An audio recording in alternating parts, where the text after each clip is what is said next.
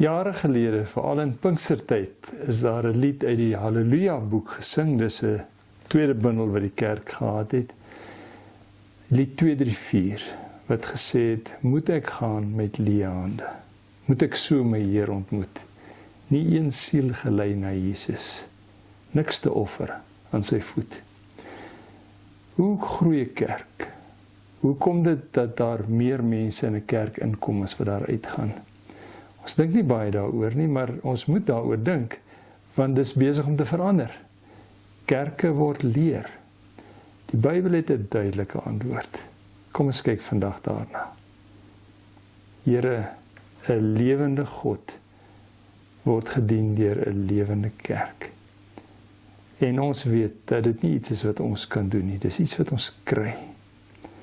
Ons het nodig om dit te verstaan en wil U dit vir ons leer. Ons wil aan die voete sit, ons wil U stem hoor. Amen. Ons lees 2 Korintiërs 5 van vers 17 af. Iemand wat aan Christus behoort, is 'n nuwe mens. Die ou is verby. Die nuwe het gekom. Dit alles is die werk van God.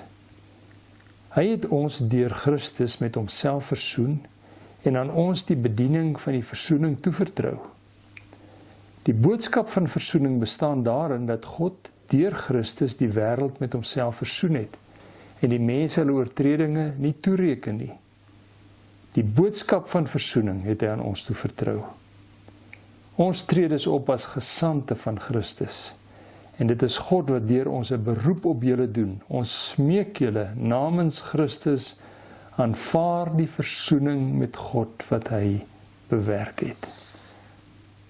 Ons smeek julle namens Christus, aanvaar die versoening met God wat hy bewerk het.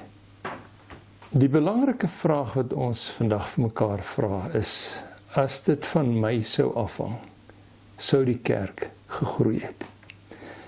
Dis of dit iets is wat nooit op ons radar was nie, want daar's verskeie maniere om 'n kerk te laat groei. Die een is natuurlik deur geboortes, dat mense, ouers vir die Here ken, hulle kinders leer om die Here te ken, en dan wanneer die ouers wegval, dan volg die kinders weer die Here, en dan leer hulle kinders weer by hulle, en so groei die kerk, en so was dit met ons kerk gewees. Maar dit het 1980 begin verander, toe die geboortekoers so agteruit gegaan, dat daar meer mense dood is as wat gebore is in ons kultuur. En dit het nie dadelik probleme veroorsaak nie, want jy kom nie sulke dinge vinnig agter nie, maar soos die tyd aanstap, besef ons, die kerk word kleiner. En die rede waarom hy kleiner word, is doodgewoon dat daar meer mense sterf as wat in die kerk inkom. Ons is nie meer genoeg om ons groeikoers te handhaaf nie, daar moet 2.1 kinders vir elke vrou wees, dan groei jy, dat is minder, ons is nou maar hier by 1.6, 1.7, dis eintlik 'n vinnige daling. En dit vat ons terug na goed wat ons baie keer misgekyk het. Die woorde in ons teks, vers 2 Korintiërs 5, vers 20, ek smeek jou namens Christus, aanvaar die versoening wat hy bewerk het. Die beeld wat ons het is die van iemand wat iemand anders aan sy skouers vat en hom sê, ek smeek jou, aanvaar die versoening wat Christus bewerk het. Dit is 'n vers wat nie baie voor ons kom staan het nie, want dit was nie nodig nie. Die kerk het gegroei. Maar nou kyk ons met nuwe oë na hom. Nou die konsep waarmee die Bybel natuurlik werk van kindskap is dat dit my 'n nuwe mens maak. Dis die mooiste vers, 2 Korintiërs 5 vers 17. Iemand wat aan Christus behoort is 'n nuwe mens. Die ou is verby, die nuwe het gekom. Dis die denke wat ons het oor ons verhouding met God. Ons kry dus nie maar net dinge by ons ou lewe by nie. Ek het 'n lewe sonder God gehad, maar toe ek begin kerk toe gaan, ek het my Bybel gelees, ek het tyd met ander Christene spandeer. Ek moet nog steeds my ander werk en goed doen. Hierdie goed het nou bygekom. Maar dit het waarde tot my lewe toegevoeg. Maar dit kan baie keer 'n pond vleis wees, kan baie tyd vat. Die Bybel sê nie, dit werk glad nie so nie. Sekere dinge kan jy nie maar verander deur om reg te maak nie. Ek kan, wanneer my kar byvoorbeeld vuil is, kan ek hom was en hom skoonmaak en dan lyk hy beter. Soos dieselfde kar, maar ek het net die laagie stof afgehaal. Maar dan is daar kere wat my kar byvoorbeeld in 'n ongeluk kom, wat 'n skoonmaak nie genoeg is nie. Jy moet ordentlike werk aan hom doen.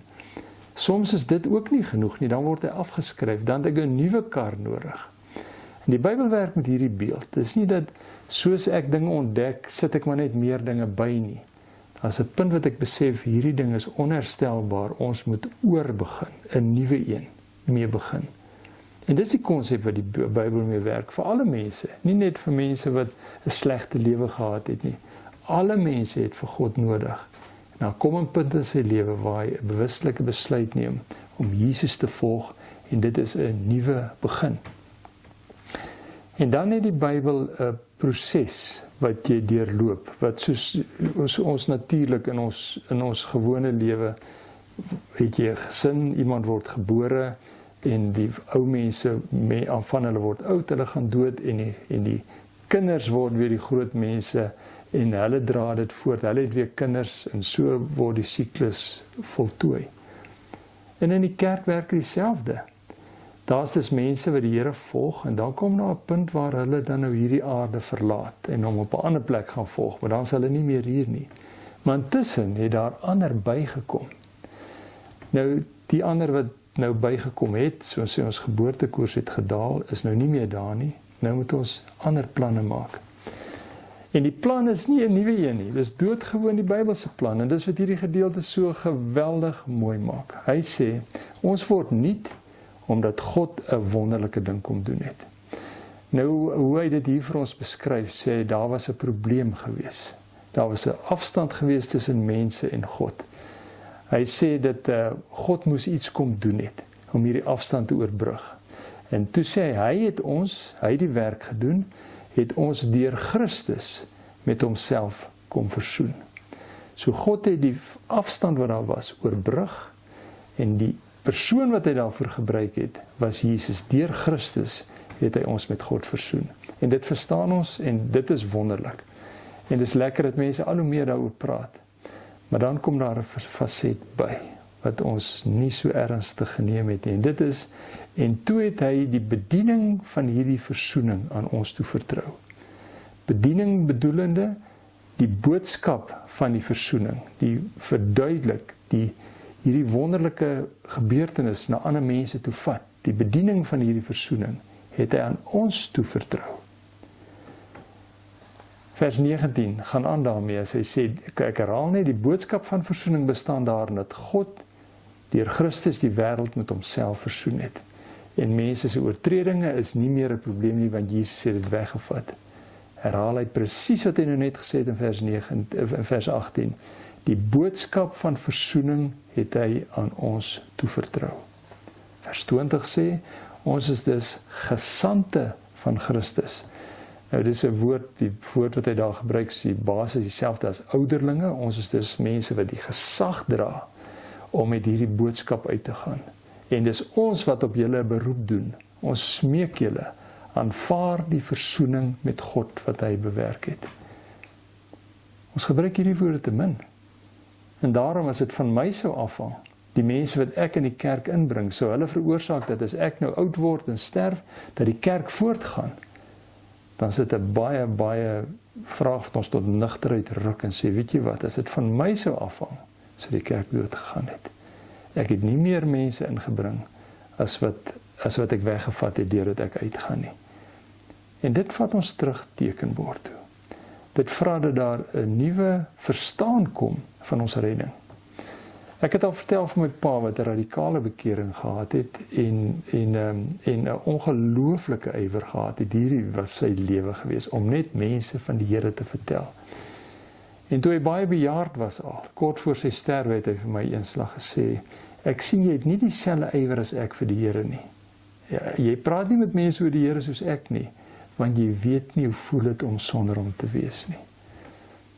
Nou, dit impliseer natuurlik, as hy my lewe gehad het, so dat ek ook minder oor die Here gepraat het. Vir my is dit swaar om na iemand toe te gaan en met hom oor die Here te praat. Maar die feit is, ek mag nie anders nie. Dis waarvoor ek geroep is. En wanneer ek daardie begeerte kry en dit begin doen en probeer doen, dan kom daar skielik nuwe fasette in my geloofslewe. Dan bid ek skielik anders, meer dringend. Dan lees ek die Bybel met nuwe ywer, ek moet hom met mense gaan deel. As 'n kerk in Afrika, waar een van die vereistes van lidmaatskap is, jy mag nie 'n lidmaat word voor jy nog nie iemand na die Here gelei het nie.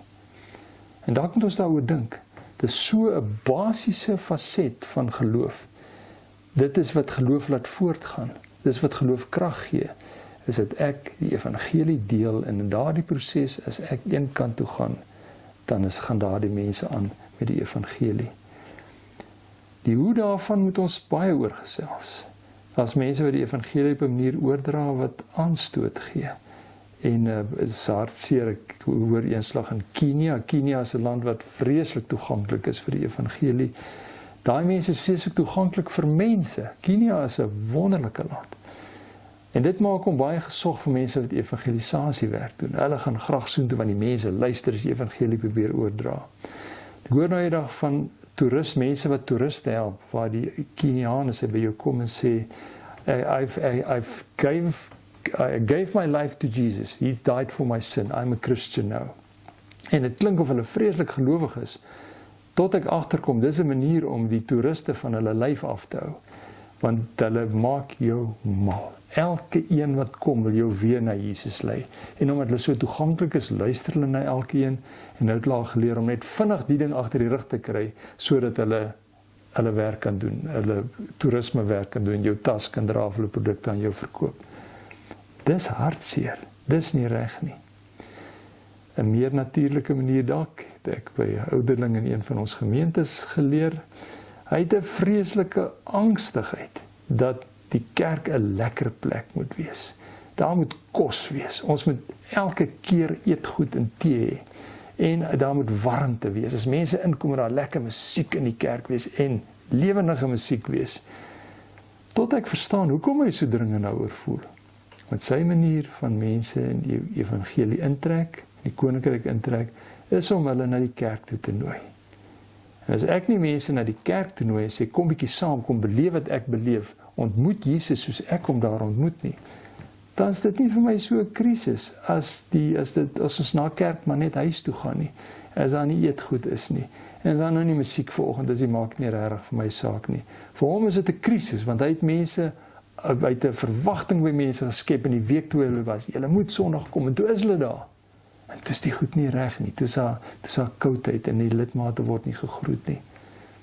Ons het rede om vars hieroor te dink. Nie net vir die kerk se voortgang, maar ook vir die kwaliteit van ons geestelike lewe. Kom ons vra die Here om vir ons wysheid te gee. Here, U is die wonderlikste wat kon gebeur. Die feit dat ons met God versoen kan wees, omdat Jesus in ons plek gesterf het. Dit het ons nuut gemaak. Dit het ons krag gegee. Dit het ons geloofwaardigheid gegee. En ons het 'n begeerte dat die evangelie uitgedra word, dat ander dit ook hoor. Ons wil dit leef en ons wil dit deel en wil U vir ons help. Amen.